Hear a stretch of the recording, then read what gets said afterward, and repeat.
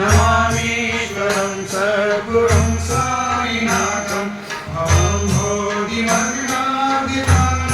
जनानां स्वपादाश्रितानां स्वभक्तिप्रियाणां समुद्धारणार्थं कलशं भवन्तं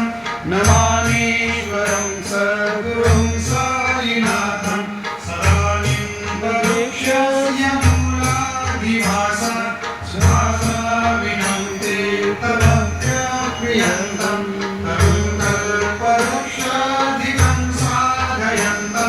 नमामीश्वरं सद्गुरुं साईनाथं सदा कल्पवृक्षस्य कस्याधिमूले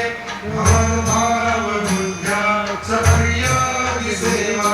गुणां कुर्वतामुक्तिमुक्तिप्रदन्तं नमामीश्वरं सद्गुरुं साईनाथं अनेकाश्रुताकर्ण्यलीलाविलासे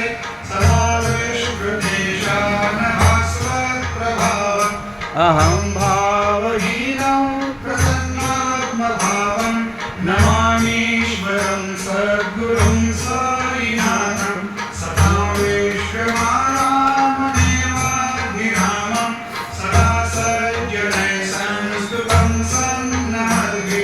जनार्दनं भक्तभद्रप्रदन्तं नमामीश्वरं सद्गुरुं साईनाथं जन्माद्यमेकं परब्रह्म साक्षात् स्वयं सम्भवं राममेवावतीर्णं भवद्दर्शनासम्पमितप्रभोहं नमामीश्वरं सद्गुरुं साईनाथं श्री साईश कृपानिधे विलनुनां सर्वार्थशब्दप्रदा युष्मत्पादरजप्रभावमतुलं धातापि वक्ताक्षमः सद्भक्त्या शरणं कृताञ्जलिपुट सम्प्रवितोऽस्मि प्रभो श्रीमत्साई परेशपादकमला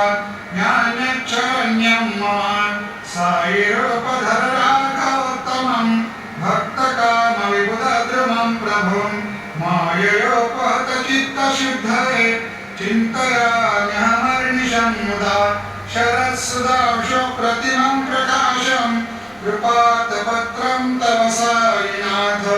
त्वदीयपादाब्जसमाश्रितानां स्वच्छायया तात्मपाकरोतु उपासनादैवत साईनाथ स्तवैर्मयोपासनिना स्तुतस्त्वं रमेन्मनोज्ञे तव पादयुग्मे भृङ्गो यथाब्जे मकरन्दलुब्धः अनेकजन्मार्जितपापसंशयो भवेद्भवत्पादसरोजदर्शनात् क्षमस्व सर्वानपराधपुण्यकात् प्रसीद साई सद्गुरो दयानिधे श्री साईनाथ चरणामृतपोतचित्तास्तत्पादसेवनरतः सततं च भक्त्या संसारजन्यदलिताधवनीर्गतास्ते कैवल्यधाम परमं समवाप्नुवन्ति स्तोत्रमेतत्पठेद्भक्त्या यो नरस्तन्मना सदा सद्गुरो साईनाथस्य कृपापात्रं भवेद्ध्रुवं करचरणकृतं वा कायजं कर्मजं वा श्रवणनयनजं वा मानसं वा पराधं विहितमविहितं वा सर्वमेतत्क्षमस्व जय जय करुणाब्धे श्री प्रभो साईनाथ श्री सच्चिदानंद सद्गुरो साईनाथ महाराज।